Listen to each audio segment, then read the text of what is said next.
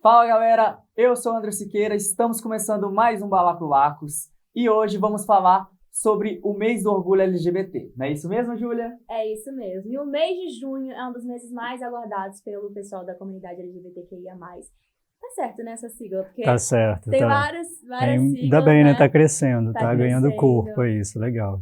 LGBTQIA+.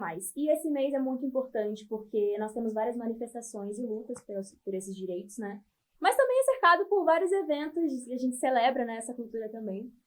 Isso aí, e essa voz que você acabou de ouvir é do Joaquim, aluno de Psicologia aqui da FAESA. Se apresente aí, Joaquim. Prazer, meu nome é Joaquim, aluno do quarto período da FAESA.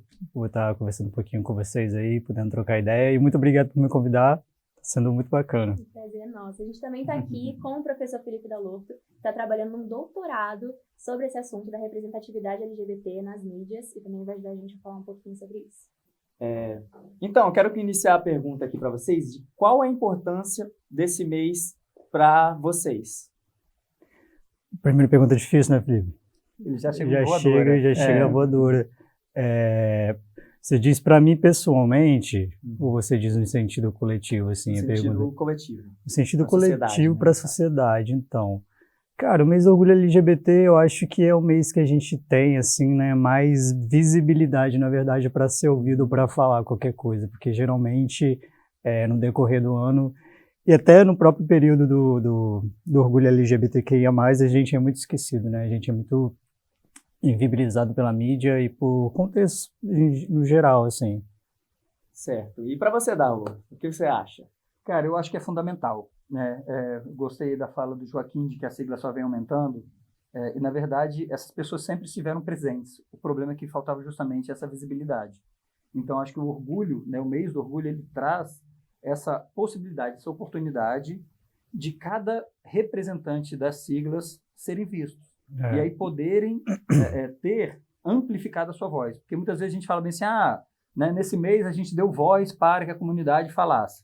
Bicho, voz a gente sempre teve, né? Eu acho que a diferença E barulho a gente sempre fez também, Pois né? é, Voz e talvez barulho. a diferença era dar visibilidade para que essa voz fosse escutada. Certo. Então, acho que o mês do orgulho traz justamente essa possibilidade de escuta, né? De comemorar, mas também de trazer debates tão importantes para a sociedade. E acho legal quando você fala isso, não é para você, é para a sociedade. Para todos, Né? com certeza. Para todos, para quem se inclui e para quem está fora. Porque, assim, o cara que faz parte da comunidade, ele vai poder falar. E quem não participa, ele vai poder aprender a como se comportar e a desconstruir os seus pré-conceitos, né? Então, acho que é importante por aí. Show. E vocês acham que essa questão da representatividade, ela pode começar assim a gente trabalhar para ter uma sociedade mais igualitária? Porque tem essa diferença, né? Júlio, eu acho que é um sonho, né? Acho que o caminho é por aí, como a gente bem falou, né? O Joaquim traz aí essa questão de ampliar as letras da sigla, acho que caminha nesse sentido. Primeiro a gente precisa acessar, primeiro a gente precisa ter acesso a essas informações, para tornar essas informações conhecimento, a gente se apropria disso, e aí eu passo a tratar o outro da maneira que ele deve ser tratado. Então começa tudo pelo respeito, entendendo o espaço, qual é o lugar que o outro ocupa nessa sociedade e isso precisa fazer parte do nosso debate. Com certeza, conhecimento a gente constrói aos poucos, né? E respeito também. Então, eu acho que é um caminho muito longo. Eu acho que muita coisa já foi percorrida, mas eu acho que é um caminho muito longo ainda, por mais que a sigla hoje seja maior e muita gente estranhe, né? Porque começou lá com GLS, né? Isso eu acho que deve ser muito doido realmente. Eu sou de 95, então assim, não vivenciei essa transformação toda, né? Eu já peguei aí um mundo muito mais acessível, com muito mais facilidade, entre aspas, né? Porque ainda há muita violência, ainda há muito preconceito, ainda há muito ódio. E esse preconceito, esse ódio parece que é constantemente moralizado, né? Assim, parece que a todo tempo é validado. A galera tá aí falando que é tudo certo. Mas por isso que eu acho legal quando a Júlia fala da questão da luta. Porque o mês é um mês de orgulho, né? Da gente batalhar, comemorar, mas não só. E aí tem a ver com o que você está falando. Se o preconceito aumenta, Ação e reação, né? A gente tem que reagir da mesma maneira, ao mesmo tempo doido, né? Porque ao mesmo tempo que a gente celebra, a gente tá lutando ainda, né? Por isso que às vezes não parece só um mês de orgulho, assim, porque o orgulho é assim, pelo menos eu sinto o tempo todo, então não é só um mês para mim, é difícil a gente conseguir, pelo menos para mim, conseguir compreender que isso vai ficar ali dentro de um mês só. E aí eu acho que remonta lá ao que você disse, né? O que você até falou também no início, é uma celebração, é uma festa, né? Tem a Parada Gay de São Paulo, que é a maior da América Latina, se não me engano, talvez é do mundo. E, poxa, é muito lindo, né? E quem está ali misturado não são só pessoas LGBTQIA+, são outras pessoas também. Então, assim, é muito bacana, é um movimento muito bonito de fazer parte, de viver, né? Mas muito difícil também, muito difícil. Você, como um homem trans, como você se lida dentro da sociedade, já que nós estamos numa sociedade extremamente preconceituosa? Olha, pergunta muito boa. Não é fácil, não é simples, assim, eu acho que a nossa identidade, seja identidade de gênero, seja o que for, né, o nosso comportamento ele é multideterminado, então está mudando constantemente. Eu acho que não é um processo que é fácil, acho que não é um processo que começa e termina um dia, assim, eu acho que ele está sempre acontecendo. E ser transmasculino numa sociedade, nessa sociedade que a gente vive, é muito desafiador, porque é lutar contra... Como é que eu falo, Felipe? É lutar contra uma estrutura, né? É uma estrutura realmente patriarcal, que tem ali toda uma construção já feita, edificada sobre o que é ser homem ou sobre o que é ser masculino, e ao mesmo tempo pré-determinados, que não dão tempo da gente nem escolher, né? Entender, conviver, aprender. Então é muito difícil, até porque, e olha que eu sou muito privilegiado por ser branco, né? Eu tenho uma família que me apoia muito, sempre me apoiou. Eu tenho, né, a minha mãe é dona de casa, mas meu pai sempre conseguiu colocar comida na mesa assim, o suficiente para criar 3 filhos e lidar com tudo muito bem. Então, assim, eu tenho muito privilégio. E ainda assim é difícil para falar. Então, você imagina para uma travesti da periferia que faz programa e que vive disso. E, enfim, é bem complicado, sim, sabe? E esse processo, você falou que é um constante processo, ele não tem um início, não tem um fim. E eu achei muito bacana que você falou sobre a sua família, né? O quanto foi importante para você. Sim, demais. Para você, assim, não só pessoalmente, mas como um todo, como você vê o papel da família durante esse processo para toda a comunidade, assim? Puxa, família é importante demais, né? Família é elementar, assim. E é também uma outra pergunta muito boa e difícil de responder, porque, como eu falei, é um privilégio, né? A família que eu tenho, sim, realmente eu enxergo como um privilégio, porque está dentro de uma contextura social e também como uma bênção, né? Porque eu me sinto muito sortudo. Só que, ao mesmo tempo, a gente tem que... por isso que é tão importante estar conversando e dialogando, porque muitas vezes essas pessoas não vão encontrar apoio dentro da família e vão construir família em outros lugares, com outras pessoas, de outras maneiras. Então, assim... O papel da família de abraçar, de amar, de aceitar é incondicional, é muito importante. Né, assim, mas não é insubstituível, né? Eu acho que isso é importante de ser dito também. Pode ir construindo, né? Pode ir construindo. E aí me veio uma coisa que minha mãe sempre falava, assim, né? Que eu sou de uma cidade pequena, e aí em uma família relativamente conhecida, quando perguntavam, e aí, o Joaquim, né, como é que foi isso? Minha mãe falava assim, olha, só sei de uma coisa, filho, a gente abraça. E é isso que fica muito comigo, assim. Esse filho a gente abraça. E sobre o preconceito, você acredita que é possível a gente desconstruir essa ideia de preconceito? Acho que é difícil também. Muito caminho ainda aí pela frente, né? A gente está vivendo também um retrocesso muito grande, muitas coisas a serem reajustadas, dialogadas. As pessoas não estão conseguindo conversar. Acho que a gente está vivendo esse momento, né? No trânsito, assim, a gente vê que as pessoas estão muito nervosas. Na rua, ninguém se olha direito mais, ninguém dá bom dia. Então, assim, como é que a gente quer falar sobre desconstruir o preconceito ou começar a falar sobre o preconceito se a gente nem troca direito, né? Assim. Eu acho que a gente precisa partir da própria palavra, né? pré-conceito, é um conceito que eu formo antes de ter conhecimento sobre aquele assunto. Então, acho que o primeiro passo para a gente desconstruir é estar predisposto a ter conhecimento, a conversar. É.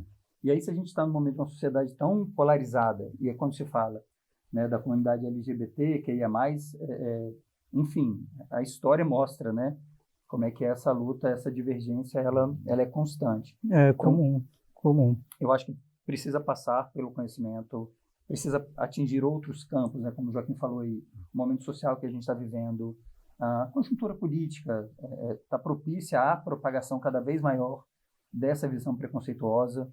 Então, eu acho que é uma desconstrução de camadas. É. E a primeira delas é o que vocês estão fazendo aqui, sabe? É o que está acontecendo aqui agora. O diálogo. Isso aí, com proporcionar o certeza. debate, porque pode ter um menino trans em casa que precisava ouvir o Joaquim para entender o que ele está passando, sabe? Então, aí quando a gente fala de dar visibilidade para a voz, é isso, é fazer com que essas histórias cheguem para várias pessoas que têm uma realidade semelhante ou diferente, mas que de alguma forma vai se sentir representado por essa história. Aí, falando nessa visibilidade, você que é pesquisador sobre esse assunto, né, da representatividade nas mídias, como é que você vê isso, ou a falta da mesma, né, que a gente vê que é bem raro? E também até o Joaquim falar um pouco também sobre esse processo no mercado de trabalho, como que é essa inserção, essa adaptação. Eu acho que você trouxe uma palavrinha importante, a falta. A falta. Tem 4 anos que eu pesquiso sobre o assunto e é impressionante, assim, Júlia, como é que se fala muito pouco. Ou a gente coloca a comunidade LGBT na letra G, né? Então você acha que representa todo mundo por ter um personagem gay numa história, numa novela, e muitas vezes esse personagem de uma maneira estereotipada, porque ele é o engraçadinho, ele é o amigo, né? Ele tá sempre ali, não tem profundidade, a gente não debate aquela questão. A gente insere o personagem, mas ele é o clichê. Então, acho que a falta dessa representatividade, ela precisa ser também pensada. No meu caso, eu analiso, são 2 empresas, né, jornalísticas de mídia, que é a Folha de São Paulo e a Mídia Ninja, e como é que cada uma tenha também os seus problemas nesse sentido, sabe? Eu falo de uma empresa tradicional como a Folha, que você tem um certo espaço de debate, mas uma das conclusões que eu mostro na minha pesquisa é que, assim, você tem menos colunistas LGBT do que colunas falando sobre o mercado pet. E aí? Então é isso. O que vende mais? Então é importante a gente pensar o mercado também nesse sentido. Sabe? A falta é uma palavra também que me acompanha, acho que acompanha muito, né? Assim, a gente acompanha muito. O Felipe sabe até, assim, né? De vez em quando eu dou umas... É maravilhoso, vocês conhecem, né? Eu estou tendo a oportunidade de conhecê-lo, tê-lo como orientador, mas também estamos construindo uma amizade, uma história, cara, uma troca verdadeira. E eu falo com ele que é difícil encontrar essas pessoas, assim, porque a gente sente uma solidão, assim, né? Uma falta mesmo, um vazio, que às vezes a gente não consegue conversar com qualquer um, sabe? E aí essa distância que já existe parece que vai só aumentando, e aí o que acontece, né?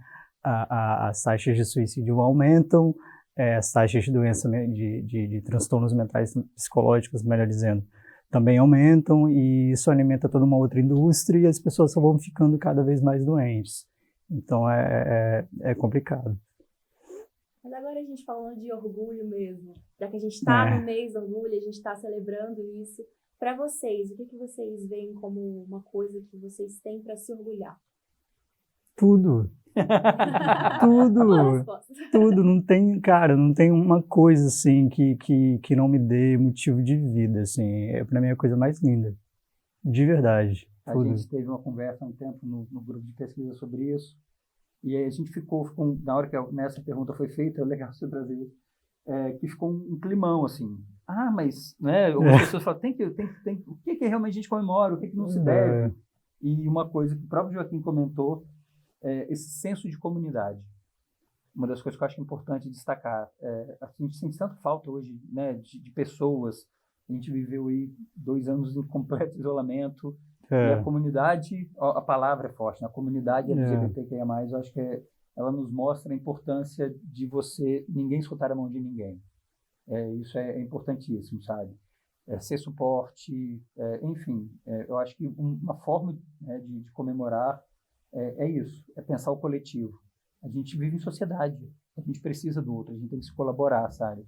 Colaborar para que as coisas funcionem. Então, depois de tudo dele, né, acho que é importante destacar essa questão de ser coletividade, de pensar realmente empaticamente, de entender o lugar do outro e como é que eu posso ser suporte para que esse lugar seja respeitado.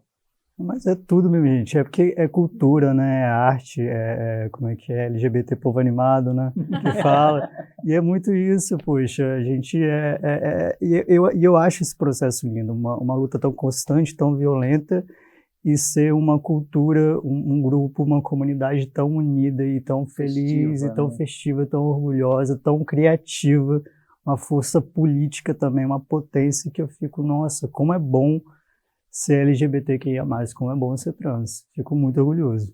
Mas tem, assim, suas partes boas e maravilhosas, são muito Certo. festivas e muitas celebrações, mas qual, assim, o lado ruim, às vezes? Umas dificuldades? Então, Júlia, ótima pergunta também. Quando o Felipe estava falando aí da pandemia, por exemplo, né, que ele falou do isolamento, eu acredito que a grande parte da comunidade, né, muitas das pessoas ali das siglas já vivem profundamente isoladas. E isso é uma experiência muito comum, especialmente para corpos trans, né, que são muito mais excluídos da sociedade.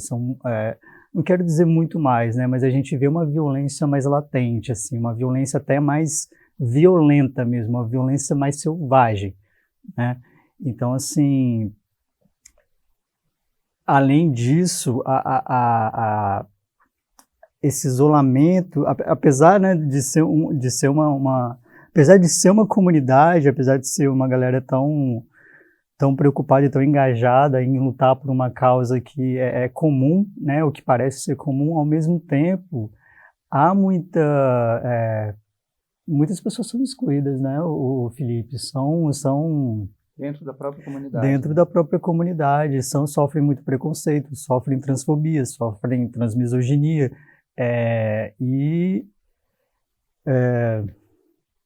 Eu acho que é importante pensar nisso. falar do assim. Paulo é difícil, desculpa. Não vai no pessoal não, aí já que é... Não, Mas é importante, mas obrigado, eu acho que ser vulnerável é muito importante também, mas é porque vai estar vindo. Tá dito, relaxa. Eu acho que é importante pensar Não, eu também, quero aprofundar mais. dentro dessa questão que você fala da própria transfobia dentro do movimento, a gente precisa debater isso. Nós moramos no país mais violento contra pessoas trans do mundo. Do mundo. Então, isso é muito sério. Né? O Brasil ocupa o primeiro lugar de violência contra as pessoas trans. Então, a gente precisa trazer isso para o debate, até para que a própria comunidade repense a sua prática com os seus parceiros. Né? Se a gente não tiver a comunidade, fora dela vai ser muito mais difícil. Então, acho que é uma questão que perpassa também. E importante mesmo, porque parece até que dói mais um pouquinho, né, quando é com os nossos irmãos, entre os nossos irmãos, assim, natural que doa mesmo. Então, que a gente imaginaria que teria mais suporte ali. Que teria mais suporte, teria mais compreensão, né? E ainda assim a gente vê isso, suicídios, a gente vê a repercussão de muitas coisas trágicas, assim.